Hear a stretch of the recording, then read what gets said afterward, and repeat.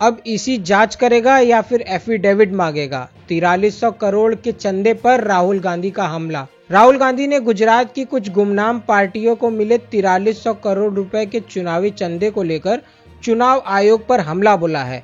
उन्होंने चुनाव आयोग से सवाल किया है कि क्या आयोग इस मामले की जांच करेगा या फिर एफिडेविट मांगेगा, और साथ ही चेतावनी दी है कि क्या कानून भी ऐसा बदल दिया जाएगा कि ये डेटा छिपाया जा सके।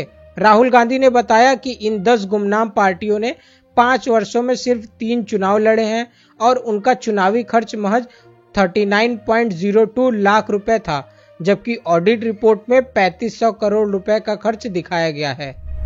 मोदी ने 24 घंटे नहीं बल्कि केवल 5 घंटों में सारी कार्रवाई रोक दी। राहुल गांधी ने मोदी पर आरोप लगाया है कि उन्होंने पाकिस्तान स्थित आतंकी कैंपों पर भारत की सैन्य कार्रवाई तुरंत बंद कर दी, जो कि अमेरिका के दबाव और ट्रंप की धमकी के चलते हुआ। ट्रंप ने दावा किया था कि उन्होंने व्यापार और टैरिफ की धमकी देकर मोदी को युद्ध विराम के लिए मजबूर किया था। राहुल गांधी ने मोदी सरकार की विदेश नीति और देश की सुरक्षा पर सवाल उठाए हैं।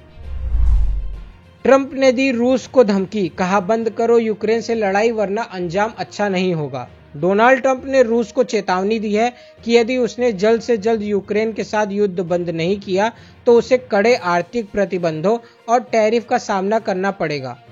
ट्रंप ने कहा कि वे युद्ध को खत्म करना चाहते हैं, लेकिन यदि रूस शांति वार्ता में कोई प्रगति नहीं करता है तो वे रूस के अर्थव्यवस्था पर दबाव बढ़ाने के लिए और सख्त कदम उठा सकते हैं। उन्होंने रूस के तेल निर्यात पर भी निशाना साधते हुए कहा कि भारत और चीन जैसे देश जो रूस से तेल खरीद रहे हैं उन पर भी अतिरिक्त टैरिफ लगाया जाएगा। ट्रंप ने संकेत दिया कि यदि रूस अगले कुछ हफ्तों में समझौता के लिए अनिच्छुक रहा तो व्यापारिक साझेदारों पर सेकेंडरी टैरिफ लगाए जाएंगे। अब अमेरिका के बजाय चीन के साथ आर्थिक रिश्ते सुधारने की कोशिश कर रहा है भारत। प्रधानमंत्री नरेंद्र मोदी ने अमेरिकी राष्ट्रपति डोनाल्ड ट्रंप के 4 बार कॉल का जवाब नहीं दिया है, जिसकी वजह एक जर्मन अखबार FAZ ने अपनी रिपोर्ट में बताई है। इस रिपोर्ट के अनुसार मोदी की यह रणनीति एक सोचा समझा कूटनीतिक कदम है ताकि वो ट्रंप की डील मेकिंग शैली की चालाकी से बच सके। ट्रंप ने भारत से व्यापारिक टैरिफ को लेकर कई बार दबाव डाला है, लेकिन भारत ने अपने घरेलू उद्योगों और स्वाभिमान के लिए इसे अस्वीकार किया है।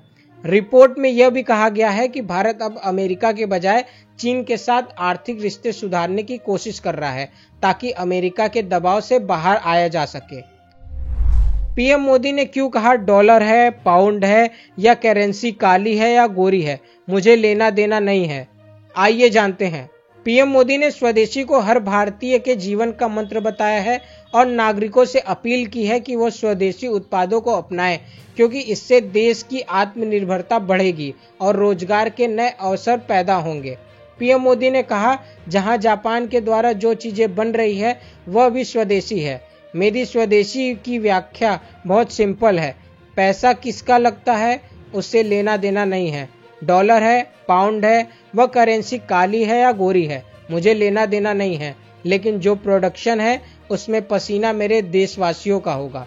पैसा किसी का, पसीना हमारा।